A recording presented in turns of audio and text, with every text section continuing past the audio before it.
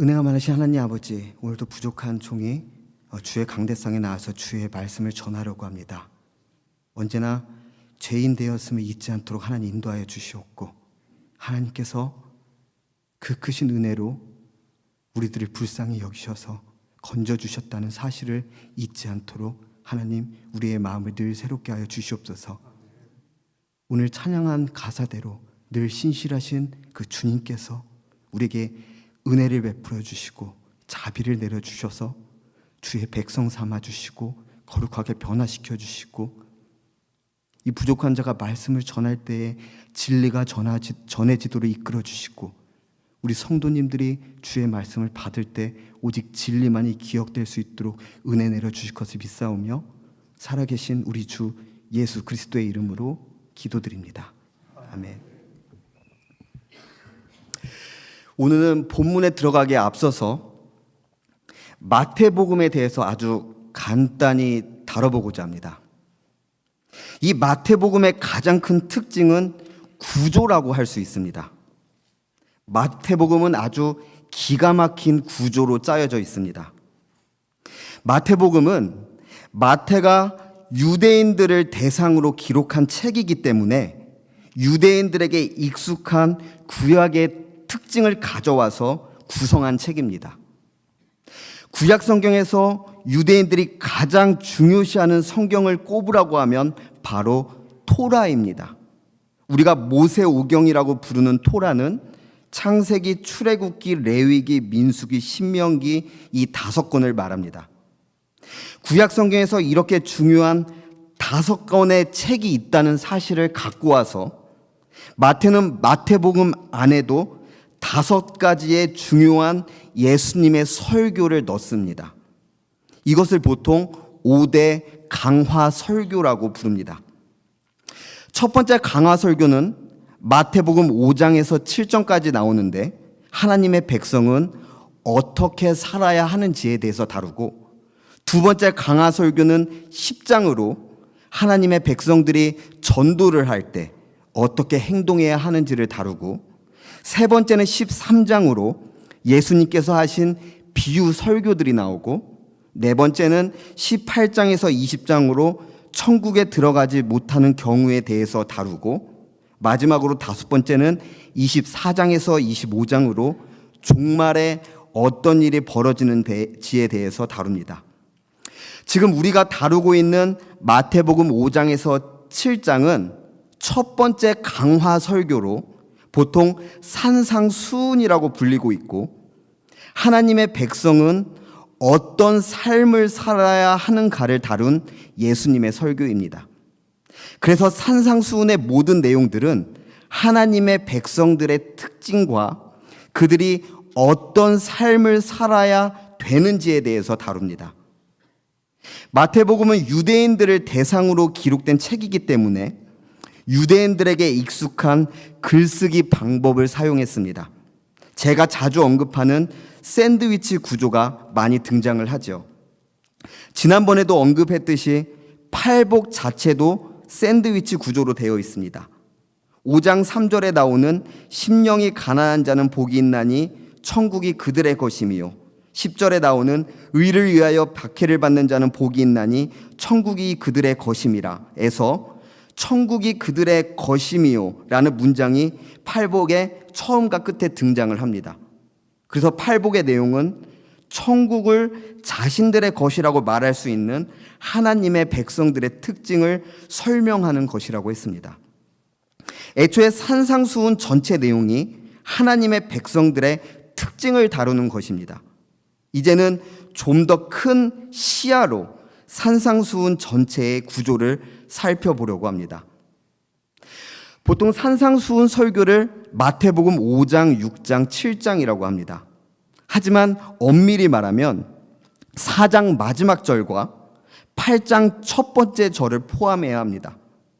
4장 마지막 절인 4장 25절은 다음과 같이 기록하고 있습니다. 갈릴리와 데가볼리와 예루살렘과 유대와 요단강 건너편에서 수많은 무리가 따르니라. 그리고 8장 1절의 내용은 이렇습니다. 예수께서 산에서 내려오시니 수많은 무리가 따르니라.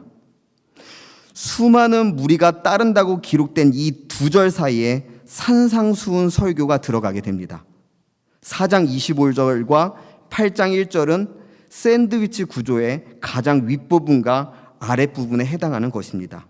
그것을 그림으로 표현하면 다음과 같이 구성이 됩니다. 마태복음 5장 1절과 7장 28절에서 29절은 산상수훈 설교가 시작되고 끝날 때의 상황이 기록되어 있는데 산상수훈의 말씀을 듣는 대상들이 기록되어 있습니다. 우리가 여태까지 다룬 팔복과 오늘 본문에 해당하는 5장 2절에서 16절은 천국 백성들의 성품과 역할을 다루고 있고, 이것과 짝을 이루는 밑에 C 다시는 천국 백성은 구체적으로 어떤 삶을 사는지에 대해서 좁은 문, 좋은 열매를 맺는 나무, 그리고 반석 위에 지은 집 비유를 통해서 더 자세히 설명을 하게 되죠. 지금 A랑 A 다시랑 B랑 B 다시랑 C랑 C 다시가 샌드위치 구조로 짝을 이루고 있는 것입니다. 그리고 D와 D 다시는 율법의 완성과 율법의 핵심에 대해서 다루고 있고, E는 하나님의 법과 율법을 대조하고 있고, 이 다시는 하나님의 법과 물질주의를 대조하고 있고, 이 샌드위치 구조의 가장 핵심인 상상수훈 설교 가장 중심에는 유대주의자들의 경건 중에서도 가장 중요한 요소로 꼽는 구제와 기도와 금식에 대해서 다루고 있습니다. 이 세 가지가 상상수훈 설교의 가장 중심부에 위치하고 있는데, 이 구제와 기도와 금식 중에서도 제일 가운데에 위치한 이 기도가 가장 중심이 되고, 마태는 그 자리에 주님이 가르쳐 주신 주기도문을 배치함으로 산상수훈 설교의 구조를 완성하게 됩니다. 산상수훈 설교는 아까 언급했듯이 하나님의 백성들은 어떤 사람인지를 다루는 것이고, 그 중에서도 산상수훈의 가장 중심에 위치한 주기도문은 하나님의 백성들은 어떤 특징을 갖고 살아가는 사람들인지를 기록한 것이라고 할 수 있다는 것이죠. 산상수훈에서 다루는 모든 내용들은 결국 하나님의 백성들은 어떤 특징을 갖고 있고 어떤 삶을 살아가는 존재들인지에 대해서 다루는 것입니다. 전 앞으로 짝을 이루는 순서대로 설교를 할 예정입니다. 오늘 C에 해당하는 천국 백성들의 성품과 역할에 대해서 다루고 나서 5장 17절로 넘어가는 것이 아니라 밑에 있는 C 다시인 7장 31절부터 먼저 설교를 하고, C 다시가 완료되면 D, 그 다음 D 다시, 그 다음 E, E 다시, 이런 순으로 설교할 예정입니다. 우리는 여태까지 팔복을 통해서 하나님 백성들의 특징을 다뤘다고 한다면 오늘 본문은 하나님 백성들의 역할에 대해서 다루게 됩니다. 마태복음 5장 13절을 보면 이런 말씀이 나옵니다. 너희는 세상의 소금이니 소금이 만일 그 맛을 잃으면 무엇으로 짜게 하리요? 후에는 아무 쓸데없어 다만 밖에 버려져 사람에게 밟힐 뿐이니라. 이 비유에서는 소금이 나옵니다. 어떤 분들은 이 본문의 내용을 보며 소금이 부패를 방지하기 때문에 우리 그리스도인들도 세상에서 그런 역할을 해야 한다고 확대해서 말씀하시지만, 오늘 본문을 살펴보면 그건 너무 많이 나간 해석이고, 본문은 소금의 맛에 대한 설명만 기록하고 있습니다. 소금은 여러 가지 역할을 합니다. 음식의 간을 맞추거나 부패를 방지하거나 불을 지피는 역할도 합니다. 구약시대 제사 때도 쓰이곤 했습니다. 보통 소제를 드릴 때 소제물에 소금을 치게 되어 있습니다.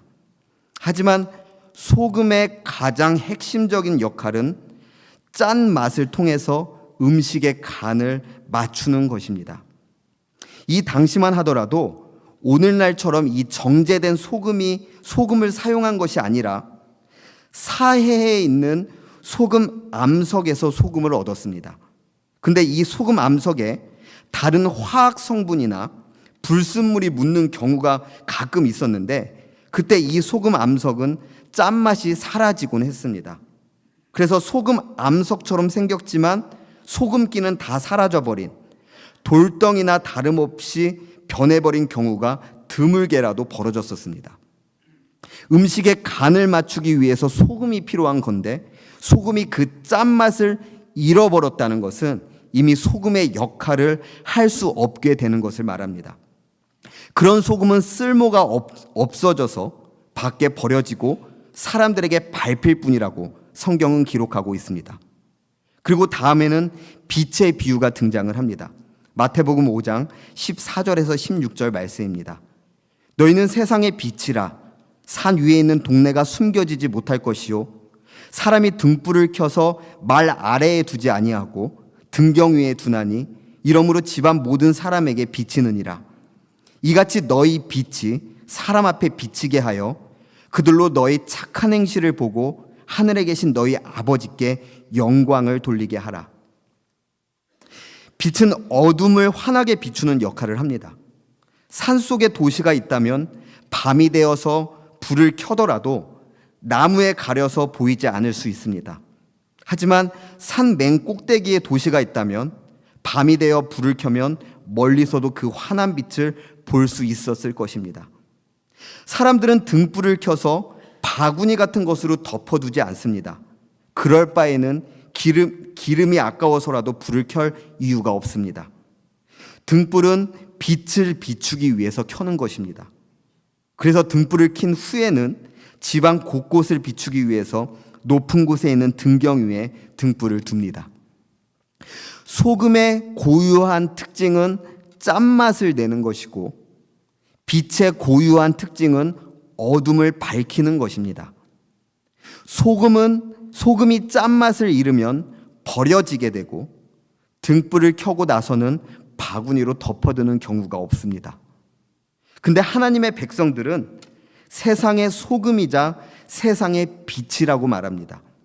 소금과 빛이 자신의 고유한 특징을 갖고 있듯이 하나님의 백성 또한 하나님의 백성다운 고유한 특징을 갖고 있다는 것입니다. 우리는 세상의 빛입니다. 산 위에 있는 도시는 숨길 수 없습니다. 다시 말해 산 위에 있는 도시는 빛을 비췄을 때 드러나게 되어 있습니다. 마찬가지로 빛도 숨길 수 없습니다. 빛은 드러나게 되어 있습니다. 빛이라는 것은 어둠을 비추기 위해서 존재하는 것입니다. 그래서 사람들은 등불을 켜고 그 위에 바구니 같은 것으로 덮지를 않습니다. 빛을 비추라고 등불을 켜는 것인데 그 위에 바구니 같은 것을 덮을 바에는 애초에 빛을 켤 이유가 없습니다. 집안 구석구석을 다 비추게 하기 위해서 켜는 등불은 높은 곳에 걸어둡니다.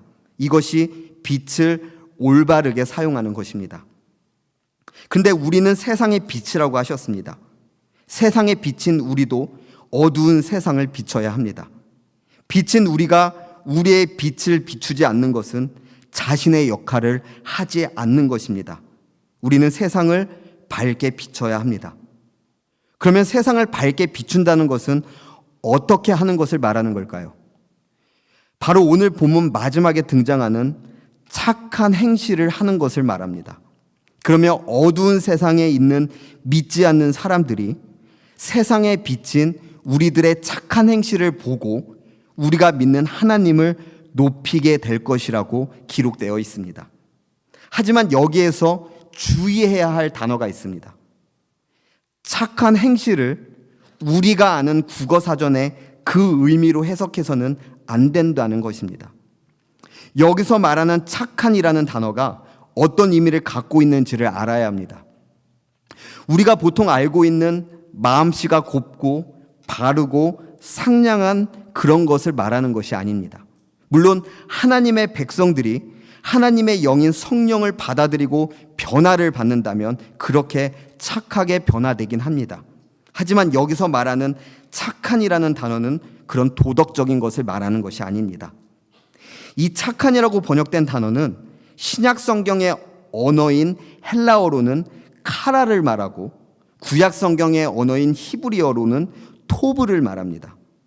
창세기 1장을 보면 하나님께서 세상을 창조하시고 그 모습을 보시고 좋았다고 기록되어 있습니다. 하나님이 이르시되 빛이 있으라 하시니 빛이 있었고 빛이 하나님이 보시기에 좋았더라. 눈치 있으신 분은 아시겠지만 저 빨간색에 해당하는 좋았더라라는 단어가 토부이고 이게 오늘 본문에 해당하는 착한이라는 의미입니다. 다시 말해 하나님께서 말씀하신 대로 이루어졌을 때 하나님은 그 상태를 착하다고 표현하십니다. 하나님께서 명령하시고 피조물들이 그 명령에 순종하는 상태를 성경은 토브, 착하다, 선하다라고 표현합니다. 그래서 반대로 성경은 불순종하는 백성들을 악하다고 기록을 하는 것입니다. 우리는 불순종을 하면 악하다라는 개념은 알고 있는데 이 악하다의 반대 개념인 선하다라고 하면 그 의미가 순종이라는 사실을 잘 떠올리지를 못합니다. 불순종하면 악하다. 그럼 선한 자는 순종하는 자들이겠죠. 근데 구약 성경에 나오는 이 선하다라는 말이 나오면 단순하게 착하다, 선하다를 도덕적인 개념으로 생각하는 경우가 너무나 많다는 것이죠. 구약 성경에 나오는 토브라는 단어는 신약 성경에서는 카라로 번역을 하는데 이 카라라는 단어는 하나님께서 말씀하신 대로 이루어진 상태를 표현합니다. 마태복음 3장 10절을 보면 다음과 같은 말씀이 나옵니다. 이미 도끼가 나무 뿌리에 놓였으니 좋은 열매를 맺지 아니하는 나무마다 찍혀 불에 던져지리라. 여기서 좋은 열매에서 좋은이라고 하는 단어가 바로 카라입니다. 하나님의 말씀에 순종함으로 맺히는 열매를 말합니다. 마태복음 13장 8절에 보면은 씨 뿌리는 비유가 나옵니다. 덜어는 좋은 땅에 떨어짐에 어떤 것은 100배, 어떤 것은 60배, 어떤 것은 30배의 결실을 하였느니라. 여기에서도 좋은이라고 번역된 단어가 카라인데 말씀의 씨가 30배, 50배, 100배로 결실하기 위해서는 순종하는 좋은 땅이 필요하다는 것을 말하는 것이죠. 이 단어가 바로 착한 행실에서 착한이라고 번역된 바로 그 단어입니다. 우리가 세상의 빛으로서 어두운 세상의 빛을 비추는 착한 행실을 하라는 것은 결국 하나님께서 명령하신 대로 순종함으로 이 땅을 살아가는 것을 말합니다.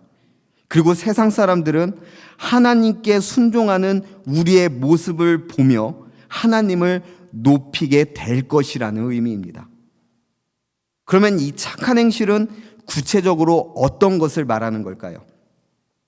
착한 행실을 마태복음 안에서의 표현대로 하자면 좋은 열매를 맺는 나무와 같아야 합니다. 순종하는 열매를 맺어야 한다는 말입니다.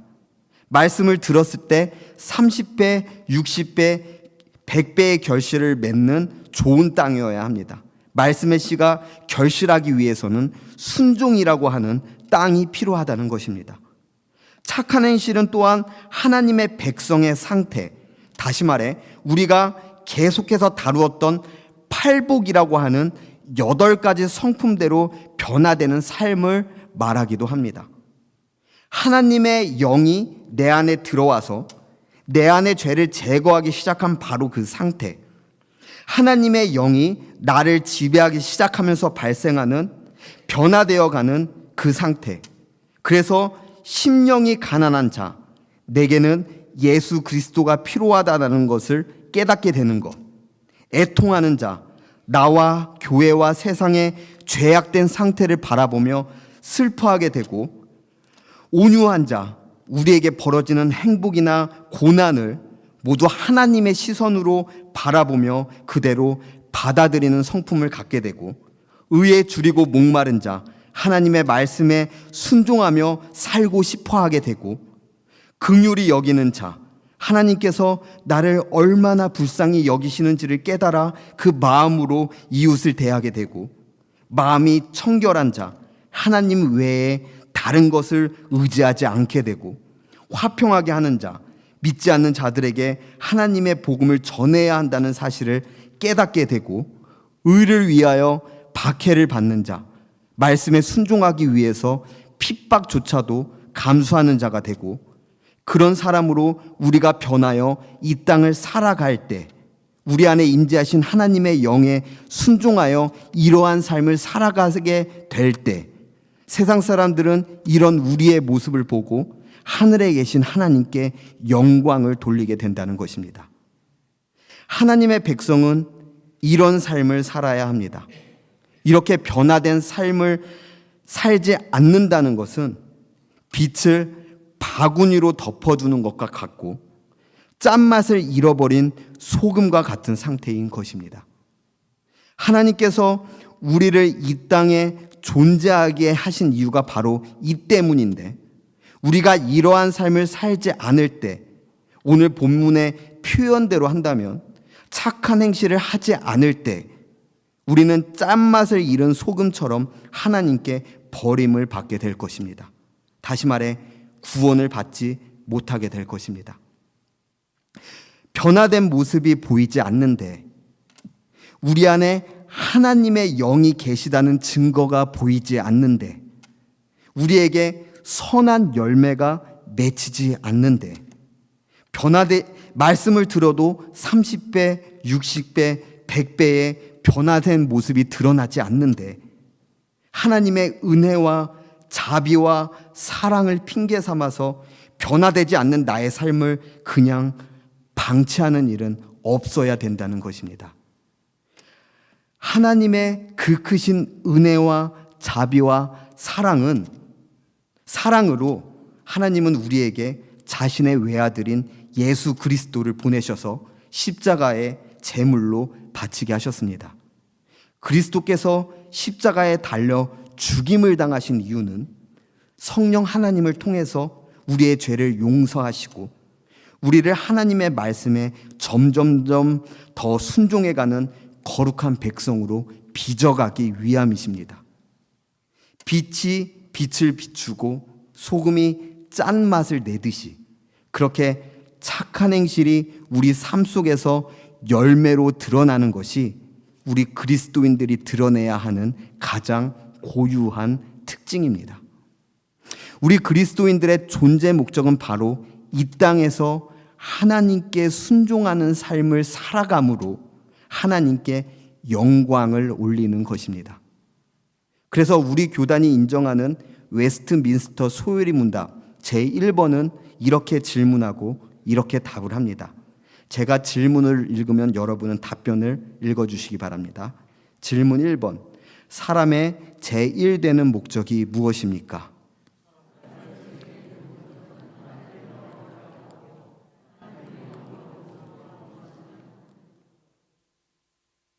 네, 우리 사람이 존재하는 제일 첫째 되는 목적은 하나님을 영화롭게 하고 하나님께 영광을 올리고 하나님을 영원토록 즐거워하는 것입니다.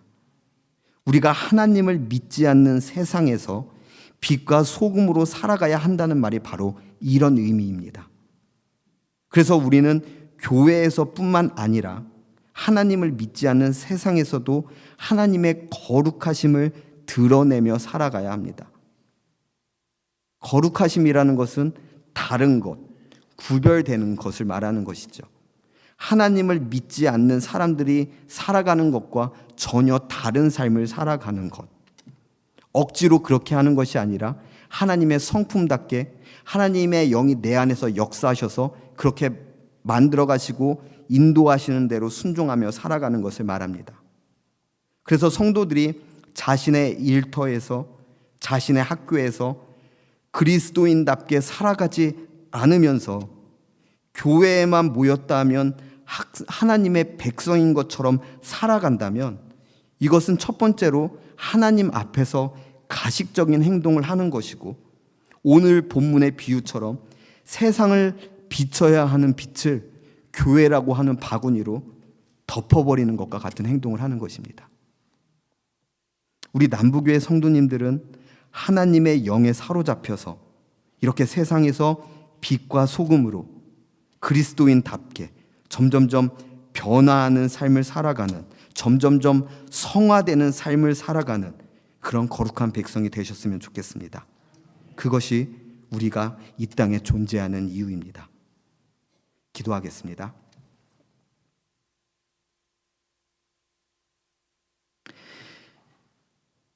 살아계신 하나님 아버지, 은혜 가운데서 우리를 이 예배당에 모이게 해주시고 우리가 하나님 아버지의 이름으로 예배를 드릴 수 있게 해주심에 너무나 감사를 드립니다.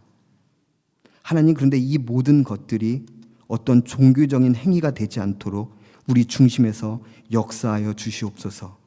주의 말씀을 들을 때에 그 말씀을 청종하게 해주시옵고 그 말씀을 순종하고자 하는 마음을 우리에게 불어넣어 주시옵고 우리가 그렇게 순종하고자 하여도 순종이 되지 않는 우리의 연약함을 하나님께 부르짖고 울부짖으며 하나님의 은혜와 능력을 구하며 주께 나아가는 그런 하나님의 백성이 될 수 있도록 붙들어 주시옵소서.